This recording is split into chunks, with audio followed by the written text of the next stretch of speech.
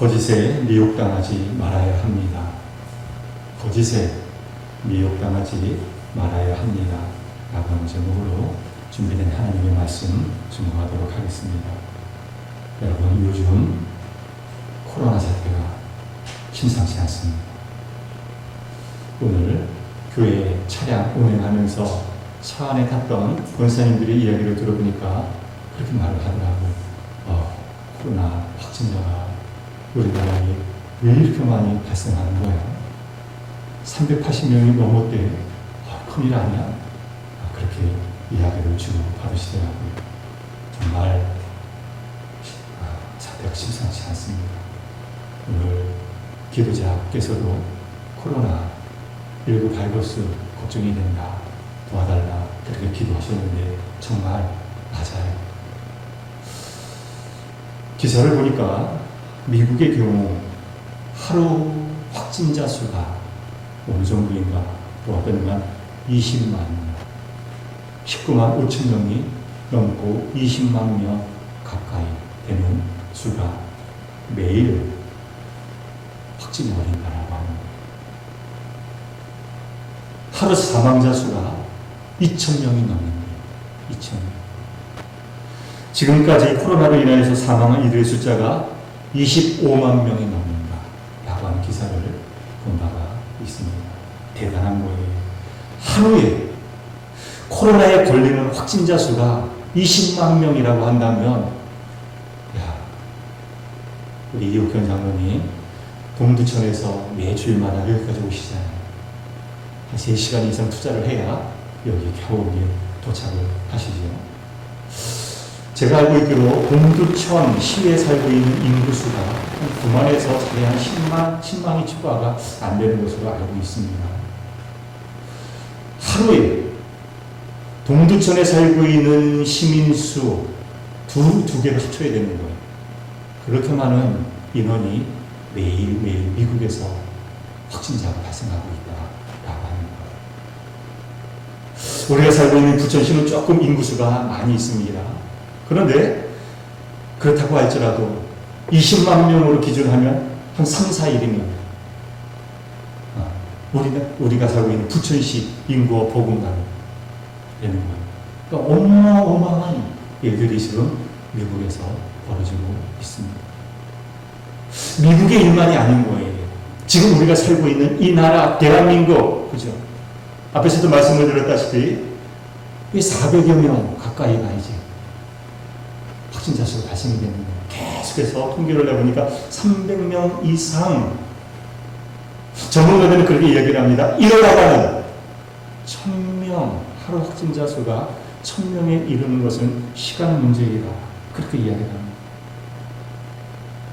백신이 개발이 되더라도 소용이 없다라고 하는 거예요. 이렇게 많이 나오니까 속수무책으로 당할 수밖에 없다. 걱정이다. 그렇게 우려를 표하는 전문가들이 참 많이 있습니다. 그래서 많은 분들이 다시금 불안과 두려움에 사로잡히게 됩니다. 그래서 오늘 이 시간에는 이 종말, 우리 그리스도인이 항상 기억하고 살아야 될 것 가운데 하나가 종말이잖아요. 이 종말이 무엇인지에 대해서 잠시 생각해보는 그런 시간을 갖도록 하겠습니다.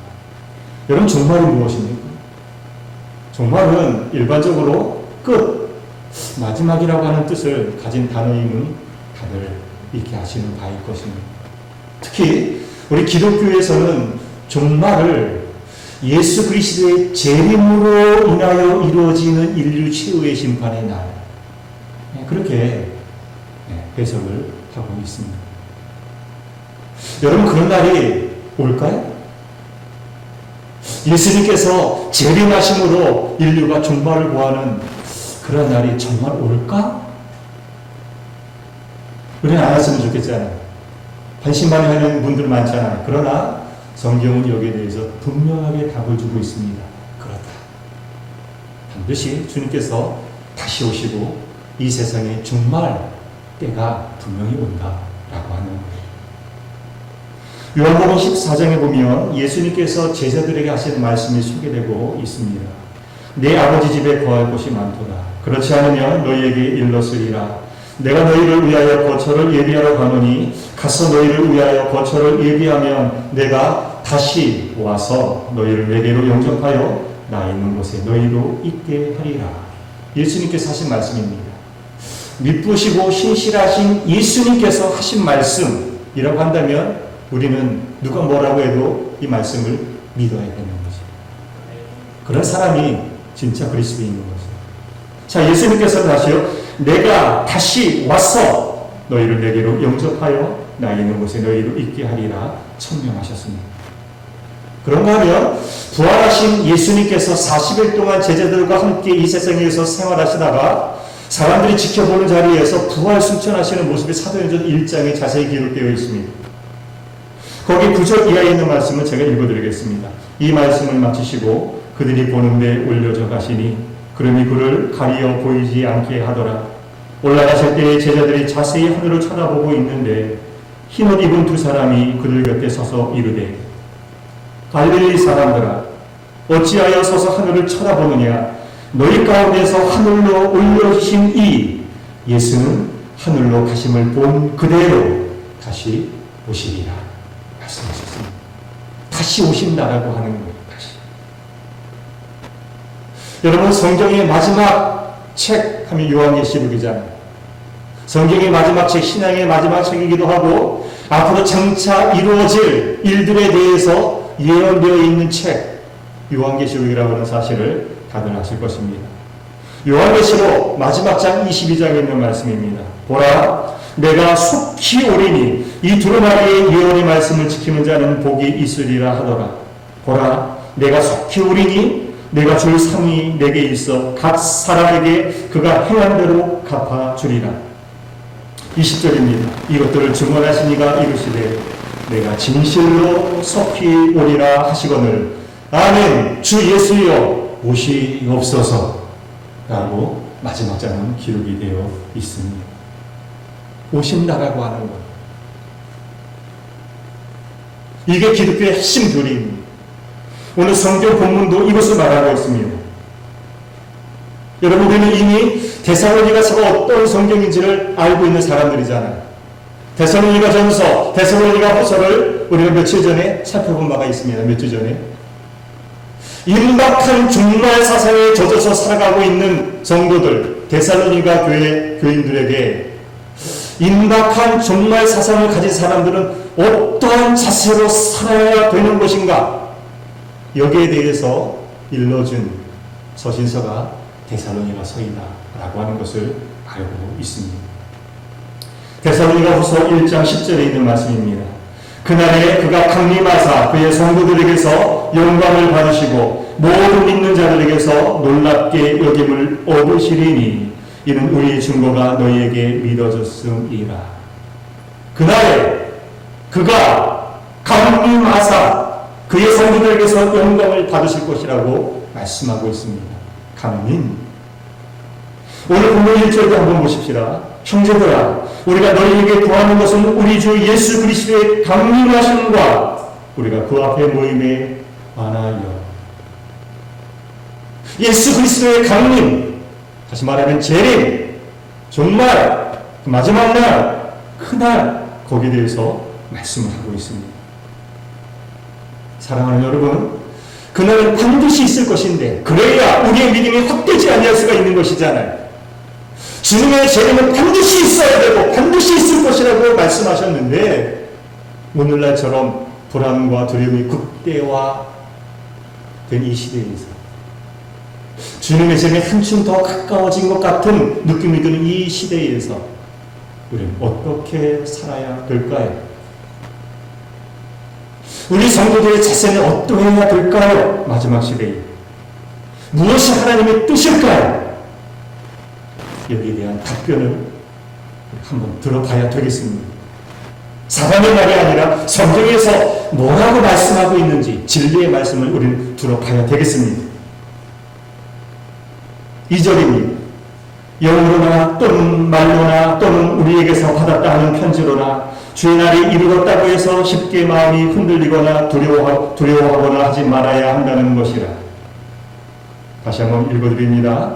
영으로나 또는 말로나 또는 우리에게서 받았다는 편지로나 주의 날이 이르렀다라고 해서 쉽게 마음이 흔들리거나 두려워하거나 하지 말아야 한다.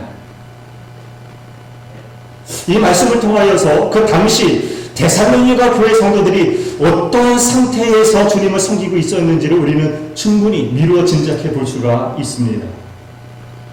야, 예수님께서 벌써 재림하셨대, 이런 말들이 들렸을 것이고, 혹은 예수님의 재림이 이제 코앞에 눈앞에 닥쳤대, 이렇게 이야기하는 소문이 그 당시에 데살로니가 교인들 사이에 퍼져나갔다라고 하는 것.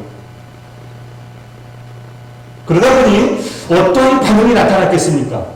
우리가 어렵지 않게 상상해 볼 수가 있을 것입니다. 어떤 사람은 그래? 예수님이 재림하셨어? 아니면 예수님이 내일 모레 재림하셔? 아이고 할렐루야! 박수 치면서 직장 나가는 거 일하는 거 참 지긋지긋했는데 이제 끝을 보는구나.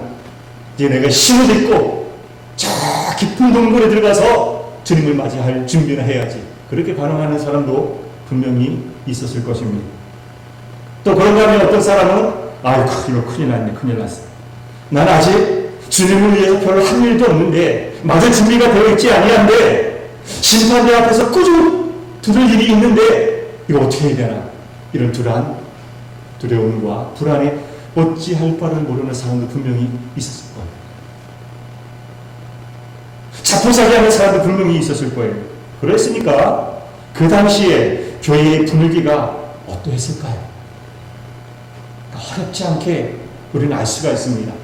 그 당시에 데살로니가 교회 안에 혼란과 혼동, 불안, 두려움, 이런 형이 그 교회 안에 가득 차 있었구나 하는 것을 알게 됩니다.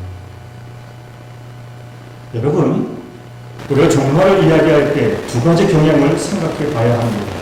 하나는 극단적인 현실주의자, 극단적인 광신주의자, 극단적인 종말론주의자를 생각해 볼 수가 있습니다. 여러분 다들 기억하실 거예요. 저도 예전에 군생활하고 전역을 하고 난 다음에 얼마 되지 않았을 때, 91년도에 제대했으니까 그 다음 해였던 것 같아요. 그때 여러분 다미성교회라고 들어보셨을 거예요. 1992년 10월 이날 공중재림이 이루어질 것이다. 공중슈거가 예언이 되어 있다라고 하는 거예요. 그러니까 다 하지 말고 우리는 기도하면서 그날 재림하시는 주님을 맞이해야 되고 휴거 올라갈 준비를 해야 된다. 그렇게 해서 온 나라가 떠들썩했었던 적이 있었습니다. 있었어요. 여호와의 주님의 창시자 이 사람 러셀이죠. 1874년에 종말이 이 세상에 올 것이다 예언한 바가 있습니다. 그래서 또 역시 세상을 시끌벅적하게 만든 적이 있었습니다. 그 외에도 많은 종말론자가 계속해서 나왔지만 다 빗나가고 말았습니다. 여러분 신천지를 아십니까? 신천지도 마찬가지예요. 신천지가 비유풀이와 요한계시록이 이것을 창조로 해석하는 것으로 유명하잖아요. 자꾸 종말론을 부추기는 거예요. 이렇게 이제 때가 얼마 남지 않았다고 하는 거예요. 특별히 젊은 20대 그 젊은이들 타겟으로 삼고 아주 치밀한 교회에 접근했잖아요. 포섭을 하려고 하잖아요. 얼마나 시끄러웠습니까? 14만 4천 명이 되면 종말이 온다라고 합니다. 예수님의 재림이 이루어진다라고 합니다. 그런데 14만 4천을 훨씬 넘었습니다. 그러니까 또 다른 소리를 하잖아요. 그게 아니라 하면서 이만희 교주 영원히 죽지 아니하는 몸이다라고 그렇게 선전을 하고 있습니다. 극단적인 종말론주의자들의 전형적인 모습입니다. 자, 종말하면 이렇게 극단적인 광신주의자들 먼저 머리에 떠올려 볼 수가 있습니다. 그런가 하면 그러한 극단적인 종말론자들에 대해서 반대하는 사람. 여러분 종말을 부정하면 어떤 일들이 일어나게 될까요? 난 정말 믿지 않아? 새빨간 거짓말이야. 왜 거기에 속아 넘어가? 아이고 한심한 그런 사람도 참 많이 있습니다. 이 자리에서 예배를 드리는 여러분들 가운데도 나는 정말 믿지 않아. 분명히 있으실 거예요. 자, 여러분, 내가 정말 인정하지 않아요. 정말 믿지 아니한다라고 한다면 어떠한 모습이 나타날까요? 어떤 일들이 나타날까요? 세속주의자, 지극히 현실주의자, 혹은 쾌락주의로 변질되어 버릴 수밖에 없을 것입니다. 정말 없는데 뭐. 인생은 별거야? 한 번 살다가 끝나는 것인데 내가 하고 싶은 대로, 내 몸이 이끄는 대로, 내 정욕이 이끄는 대로 다 해봐야 되겠다라고 합니다. 심판이 없는데, 종말이 없는데. 이런 생각, 이런 사고방식을 가지고 신앙생활을 하는 사람들이 제대로 경건되게 주님을 따를 수 있을까? 아니겠지. 자기 기분 내키는데 수단 방법 가리지 아니야. 절제할까요? 절제할 리가 없는 것이죠. 오직 눈에 보이는데. 따라서 우리는 오늘 한쪽에 치우쳐서는 안 됩니다. 성경은 이것을 우리에게 이야기를 하고 있어요. 극단적인 광신주의자여도 안 되는 거예요. 그렇다고 지극히 현실주의자, 이 신앙을 고수해도 안 되는 거예요. 균형 잡힌 신앙을 우리는 고수할 줄 알아야 되겠습니다. 그런 분이 계셔요. 독일 경건주의자 가운데 블룸하르트라고 하는 목사님이 계십니다. 그런데 블룸하르트 목사님의 아들, 부자라고 해요. 블룸하르트 이 부자가 그 당시 신학의 첨단을 걷고 있는 독일 신학을 수용했으면서도 불구하고 경건한 삶을 살았던 이로 유명합니다. 그래서 이번에 일대기를 살펴보게 되면요, 항상 집 앞 마당에 마차를 준비해놨대요. 마차, 항상. 왜요? 예수님께서 재림하실 때 제일 먼저 말 타고 달려가서 예수님을 만나기 위해서. 이렇게 보면 그 미친 사람 아니야? 그런 생각하실 거예요. 그런 사람 많으실 거예요. 그런데 그러한 삶을 살았으면서도 불구하고 그러했기 때문에, 예수님의 종말이 반드시 있기 때문에, 그러했기 때문에 오히려 있는 동안 최선을 다하여서 가난한 자들 위로하고 병든이들 찾아가고 주님을 알지 못하는 자들 복음을 전하는 그런 삶을 살았던 이로 유명합니다. 우리에게 그런 모습이 있어야 된다. 재능은 반드시 있어요. 경계할 줄 알아야 돼요. 그러나 그렇다고 해서 지금 나에게 주어진 일 다 내팽개치고 난 끝났어, 나 아니라고 하는 거예요. 칼빈의 직업 소명론 얘기했죠. 나에게 지금 주어진 일, 그것이 바로 하나님께서 주신 이름을 기억하고 그 일에 최선을 다할 줄 아는 균형 잡힌 신앙을 가진 저와 여러분들이 되어야 될 줄로 믿습니다. 오늘 본문에 보면 주님의 날이 이르기 전에 몇 가지 징조들이 나타날 것을 말씀하고 있습니다. 다 살펴보면 좋겠지만 시간 관계상 다음 기회에, 다음 시간에 이렇게 얘기할 기회가 아마 있으리라 생각이 됩니다. 오늘 한 가지를 주목해서 살펴보는 시간을 갖도록 하겠습니다. 10절로부터 12절에 있는 말씀 한번 주목해 보십시다. 불의의 모든 속임으로 멸망하는 자들에게 있으리니 이는 그들이 진리의 사랑을 받지 아니하여 구원함을 받지 못함이라. 이러므로 하나님이 미혹의 역사를 그들에게 보내사 거짓 것을 믿게 하심은 진리를 믿지 않고 불의를 좋아하는 모든 자들로 하여금 심판을 받게 하려 하십니다. 자, 여기 보십시오. 어떤 단어들이 쭉 언급이 되고 있느냐 하면 불의, 속임, 거짓 이런 것들 쭉 언급이 되어 있잖아요. 이런 단어를 쭉 언급하면서 진리가 아는 것들에 대하여서 미혹당하지 말아야 될 것을 우리에게 말씀하고 있습니다.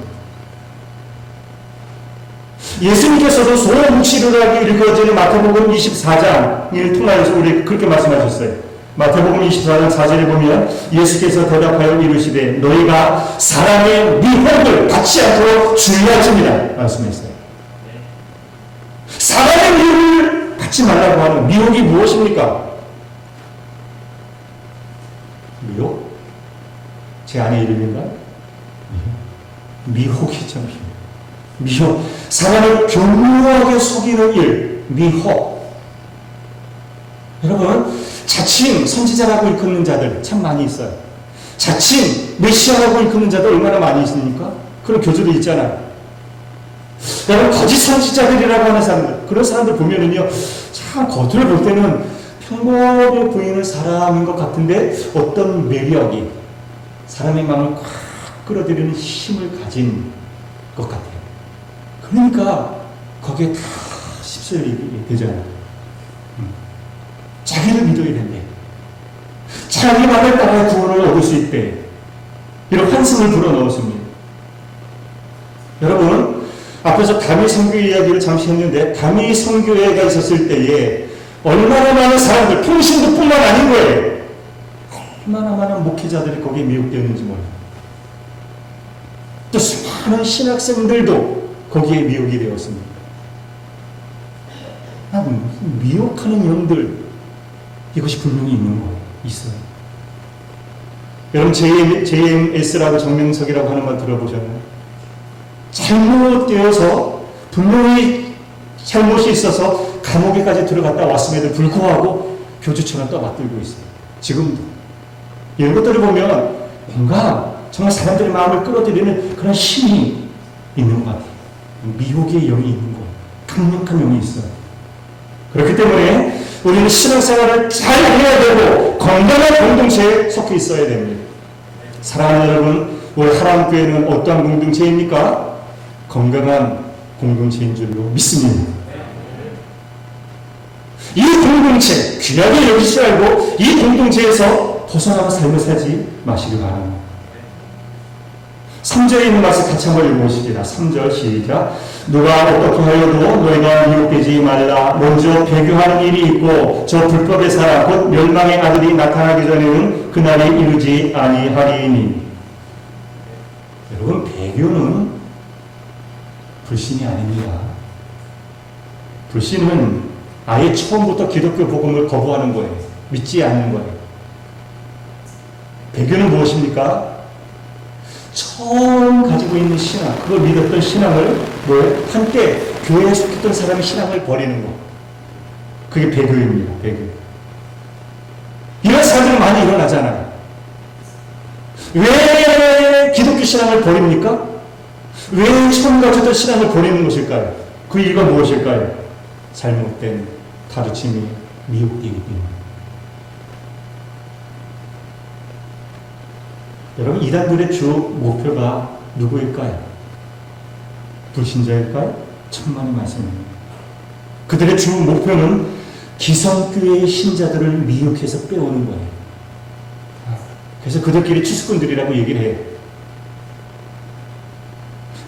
매일 늘치지 않도록 스며들잖아요. 그래서 양들을 몰래 빼오는 그런, 우리가 존재할 줄 알아야 된다라고 합니다. 여러분, 신천지 이단이 그 짧은 시간에 그토록 성장하여서 회원이 20만이고 30만이고 40만 달아나는 뉴스를 접하다 보면 너무 충격적이잖아요. 왜 이런 일들이 벌어지는 것일까요? 미혹되는 것이잖아요. 미혹된 청소년들이 얼마나 많이 있는지 몰라요. 다행히 이번 코로나19 사태를 통하여서 그래도 우리나라 전 국민이 이 신천지의 폐쇄적이고 거짓된 모습을 조금 확인하게 되어서 저는 그나마 조금 다행한 일이 아닌가 생각을 해보게 됩니다. 무수히 많은 사람들이 끌려가는 거예요. 자기 자신을 모르는 사이. 따라서 우리는 정말 조심할 줄 알아야 돼요. 미혹당하지 아니할 수 있고. 어떻게 해야 될까요? 저는 이 말씀을 드리고 싶습니다. 미움적인 자세 필요 없어요. 적극적인 자세로 진리의 말씀을 붙잡고 진리의 편에 서는 것이 중요하다 말씀드리고 싶습니다. 여러분, 마지막 시대에 넘어지는 결정적인 이유는 무엇이냐면 진리의 복음을 붙잡지 못하기 때문에 그래요. 진리의 복음은 분명히 붙잡고 있어도 넘어지지 않습니다. 이것을 붙잡지 못하기 때문에 다른 복음이 들려올 때 그런가? 그래? 너무 쉽게 이끌려가는 것입니다. 12절에 있는 말씀 보십시다. 진리를 믿지 않고 불의를 좋아하는 모든 자들로 하여금 심판을 받게 하려 하심이라. 때문에 마지막 시대, 그 주님의 오실 날을 대비하는 성도들은 더욱더 진리의 말씀을 붙잡아야 되고 진리의 강에서 벗어나지 말아야 되는 것으로 믿습니다. 신앙이 연주하라고 지켜주는 게 아니에요. 직분이라고 지켜줍니까? 목사가 되면 안 넘어질까? 수많은 목회자들이 통일교, 십실리 적이 많았어요.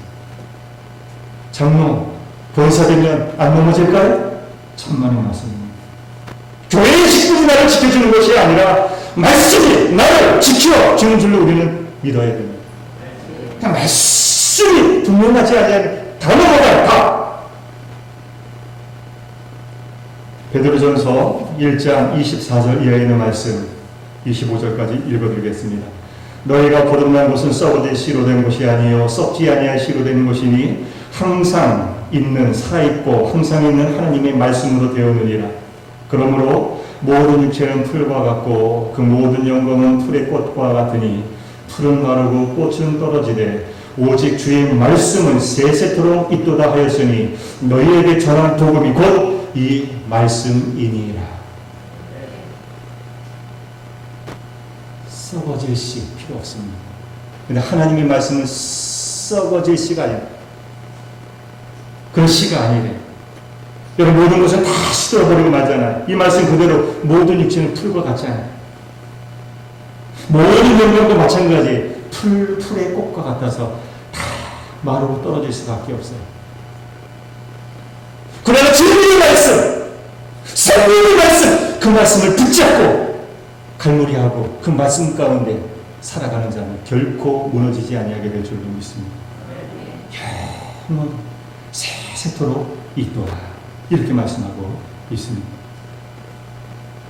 에베소서 6장 17절에 있는 말씀 여러분 기억하실 것입니다. 성령이 곧 하나님의 말씀을 가지라. 하나님의 말씀을 성령이 가지라고 성경이 말씀하고 있습니다.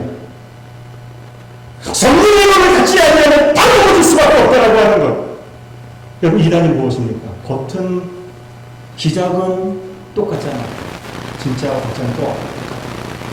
마지막에 가서 끝이 다른 것이 이단이라고 하는 것을 다 들어보셨을 거예요. 진짜 말씀을 갖지 않아야 된다라고 하는 거예요. 진짜 말씀의 검을 수여하실 수 있기를 바랍니다.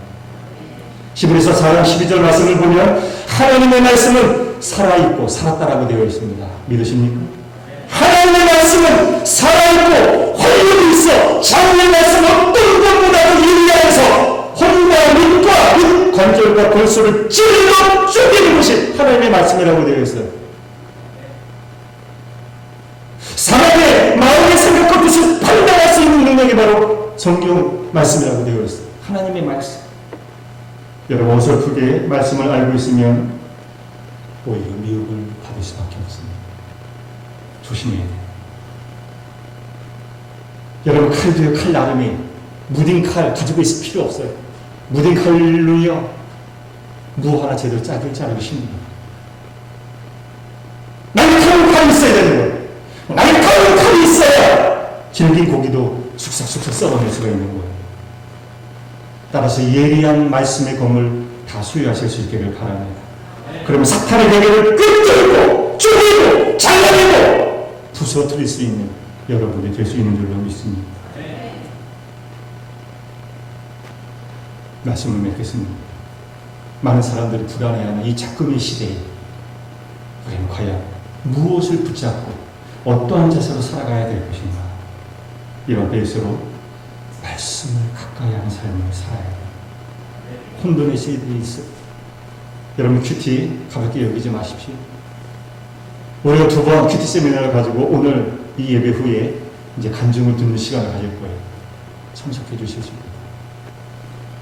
말씀을 매일매일 묵상하고 그 말씀이 비추는 대로 따라가기만 하면 우리는 길을 잃어버릴 염려가 없는 거예요. 주의 말씀은 내 발의 등이요 내 길의 빛이니 내 발을 비추는 빛, 그게 하나님의 말씀이어야 되는 거예요. 그러면 사망의 음침한 골짜기에 우리는 빠지지 않게 될 줄로 믿습니다. 그리고 진리의 말씀을 바르게 전할 수 없도록 쓸데없는 말 하지 말고 진리의 말씀을 제대로 이 강단에서 선포할 수 있도록 저를 위해서 여러분 기도해 주시길 바랍니다. 그러셔야 돼요. 제가 교만하지 아니할 수 있도록, 헛되만 하지 아니할 수 있도록, 정말 성경이 근거하여 진리의 제대로 된 말씀을 전할 수 있도록 성도들은 교육자를 위해서 그렇게 기도해 주어야 되겠습니다. 그래서 이 어두운 시대에서 구원의 방주로서의 역할을 온전히 감당할 수 있는 우리 하람교회가 되어야 될 것이니 다들 그렇게 해 주실 거죠? 정말입니까? 아멘이십니까? 아멘.